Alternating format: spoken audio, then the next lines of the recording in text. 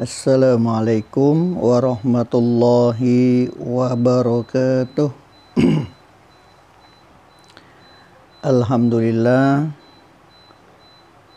kita bersyukur kepada Allah Subhanahu wa Ta'ala karena Allah masih memberikan begitu banyak nikmat kepada kita, sehingga dalam pertemuan pada kesempatan pagi hari ini kita masih bisa belajar bersama-sama untuk memperbaiki kualitas ibadah kita. Sebab itu kita belajar fikih supaya kita betul-betul ibadahnya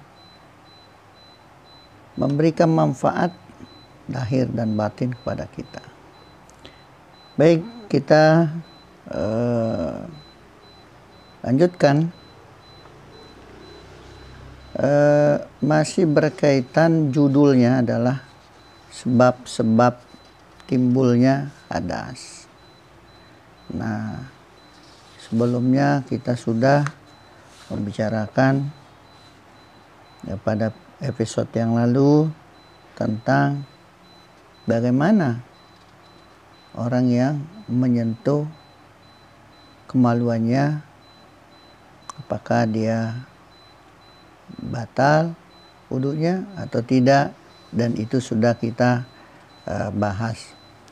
Nah, untuk episode sekarang kita akan membahas tentang bagaimana kalau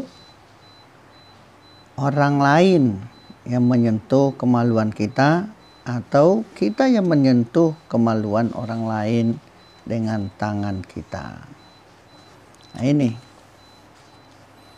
ini sangat penting juga diketahui oleh kita bersama.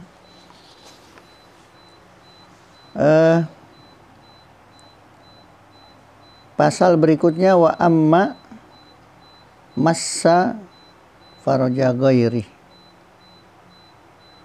faqala Syafi'i wa Ahmad. Jadi adapun orang yang menyentuh kemaluan kemaluan orang lain, maka dalam hal ini Imam Syafi'i dan Imam Ahmad memiliki pendapat bahwa iyan taqidu wudu'ul masih sogiron kan al mamsusi au kabiron hayyan au mayyitan. Jadi wudunya orang yang menyentuh itu batal,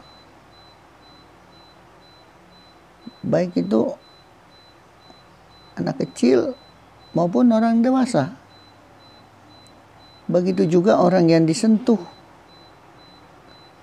termasuk orang yang disentuh, menyentuh, yang disentuh kemaluannya, baik itu anak kecil ataupun orang dewasa,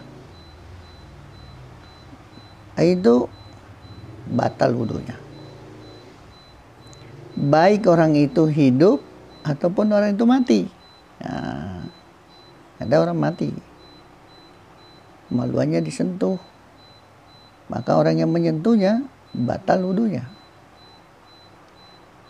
Nah, kalau orang meninggal sudah diwuduin terus disentuh orang, ya itu mayat tentu saja diwuduin lagi, karena di sini baik yang menyentuh ataupun yang disentuh, dua-duanya batal.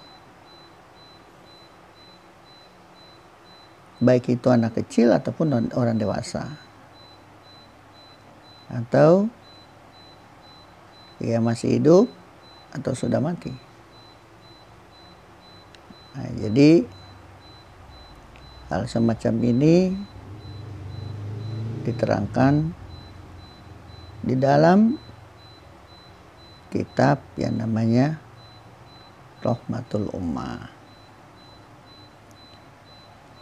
Kita memang seharusnya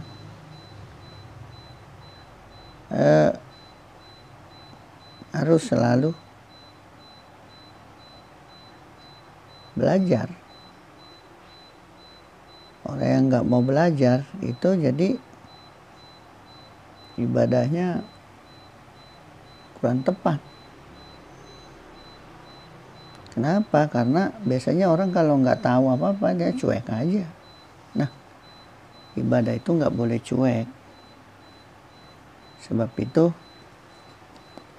menuntut ilmu itu hukumnya wajib. Wajib untuk mereka yang mau ibadah.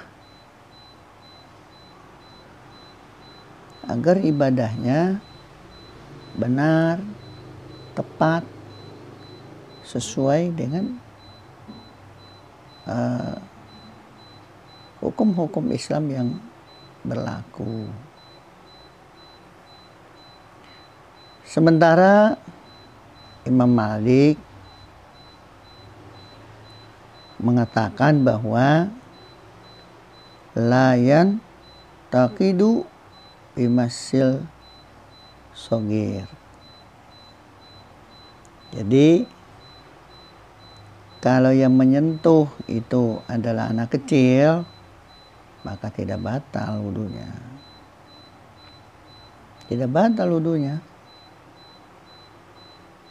Bagi orang yang kemaluannya disentuh oleh anak kecil. Nah, ini pelajaran fikih itu memang kalau kata kita pelajaran yang sangat sensitif sekali karena menyangkut persoalan lahir batin kita.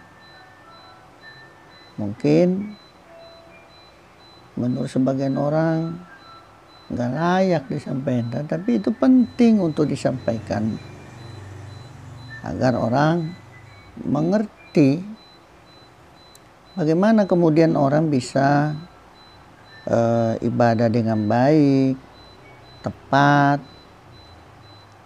atau ibadah bagus kalau ilmunya saja dia tidak punya. Orang bikin kue, kalau nggak punya ilmunya itu kue itu nggak akan jadi-jadi karena dia tidak mengerti bagaimana cara membikinnya. Itu kue jadi apa? Jadi aur-auran gitu. Karena nggak ngerti. Nah, itu. Jadi segala sesuatu itu ada ilmunya. Jadi kalau orang ingin selamat di dunia ya harus punya ilmu. Orang kalau mau kaya ya punya ilmu lah. Kalau nggak punya ilmu bagaimana bisa dagang yang baik? Bagaimana bisa meningkatkan produksi lebih bagus, lebih banyak kalau kemudian tidak memiliki pengetahuan. Sebab itu kemajuan suatu bangsa adalah karena kemajuan suatu pengetahuan. Jadi sangat penting. Nah begitu juga nanti di akhirat kita akan jadi sukses atau enggaknya sih ya tergantung bagaimana ilmu yang kita punya. Ilmunya nggak mendukung ya susah juga untuk sukses di akhirat. Sebab itu penting bagi kita umat Islam khususnya belajar minal mahdi ilal lahdi dari sejak kita digendong oleh ibu itu sudah harus belajar. Dan memang pada saat seorang ibu menggendong anaknya itu sudah memberikan pelajaran kepada anak-anaknya, bayi-bayinya, Seperti halnya ketika seorang ibu menggendong bayinya, bayi dia dibacakan selawat, dibacakan zikir, itu semua kan dalam rangka memberikan pelajaran, memperdengarkan kalimat-kalimat thayyibah, memperdengarkan ucapan-ucapan yang baik, agar harapannya adalah anak ini terbiasa mendengar hal-hal yang baik, sehingga nanti hidupnya pun terbiasa dengan baik. Itu minal mahdi ilal lahdi, sampai orang itu masuk ke dalam kubur. Jadi tidak ada istilahnya orang itu berhenti belajar. Kan itu kenapa majelis taklim disediakan, pengajian disediakan, agar kita nih orang yang tua-tua ada tempat kita untuk belajar, menambah ilmu kita. Kan udah nggak bisa sekolah lagi secara formal. Nah, ada majelis taklim dibikin untuk menggali pengetahuan yang mungkin barangkali selama ini belum kita dengar. Baik, kita tutup dulu pengajian kita. Tentu saja atas segala kekurangannya mohon dibukakan pintu maaf. Subhanakallahumma wa bihamdika asyhadu an la ilaha illa anta astaghfiruka wa atubu ilaik. Walaupun minkum. Wassalamualaikum warahmatullahi wabarakatuh.